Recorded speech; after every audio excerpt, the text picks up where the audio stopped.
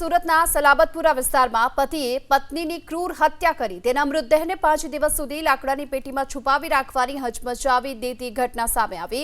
આરોપી વિશાલ સાલ્વીએ 20 એપ્રિલના પોતાની પત્ની શિલ્પાની હત્યા કર્યા બાદ પાપ છુપાવવા માટે લાશને લાકડાની એક પેટીમાં પૂરી દીધી હતી અને દુર્ગંધ બહાર ન આવે તે માટે તેના ઉપર સિમેન્ટનું પડ પણ ચડાવી દીધું। 5 દિવસ સુધી પત્નીએ ગુમ હોવાનું નાટક કરનાર પતિએ અંતે પોતાના 13 વર્ષના પુત્રને પત્ર આપી ગુનાની કબૂલાત કરી હતી। પોતે ફરાર થઈ ગયો। પોલીસ તપાસમાં બહાર આવ્યું કે મૃતક શિલ્પા સ્મીમેર હોસ્પિટલમાં ડાયટિશિયન તરીકે ફરજ બજાવતી હતી અને પતિ તેના ચારિત્ર્ય પર શંકા રાખી અવારનવાર ઝઘડો કરતો। પોલીસે ટેકનિકલ સર્વેલન્સના આધાર પર ફરાર પતિને ઝડપી પાડ્યો છે।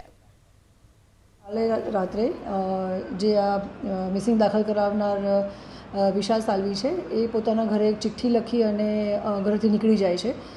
પોલીસ તપાસ દરમિયાન પોલીસ પણ ઇન્વેસ્ટિગેશન મિસિંગની કરી રહી હતી, એટલે એમના ફેમિલી મેમ્બરના કોન્ટેક્ટમાં હતા અને એમના જે ભોગ બનનાર અને જે હસબન્ડ છે વિશાલ, એના ઘરે એના દીકરા પાસેથી એક ચિઠ્ઠી મળે છે, જે ચિઠ્ઠીમાં વિશાલ લખીને જતા રહે છે કે ભાઈ મારી ભૂલ થઈ ગઈ છે અને આ રીતે એક ઘટના બની ચૂકી છે। એ સંદર્ભે પોલીસે તપાસ કરતાં જ્યારે ખબર પડી કે એનું જૂનું ઘર માંદરવાજા પાસે છે, તો બંધ મકાનમાંથી એક લાકડાના બક્સામાં ડેડ બોડી મળે છે। જે એફએસએલ રિપોર્ટ અને પ્રાઇમરી જે ઇન્વેસ્ટિગેશન તમારું પોલીસનું રહ્યું છે, એમાં ખ્યાલ આવે છે કે 4 થી 5 દિવસ પહેલાંની કદાચ ડેડ બોડી હોઈ શકે છે। ડેડ બોડી થોડી ફૂલેલી હાલતમાં મળી આવે છે, બોડી પર સ્કાર પણ છે અને જેણે પણ આ કૃત્ય કર્યું છે એણે રો સિમેન્ટ પણ આ બોડી પર નાખેલો છે।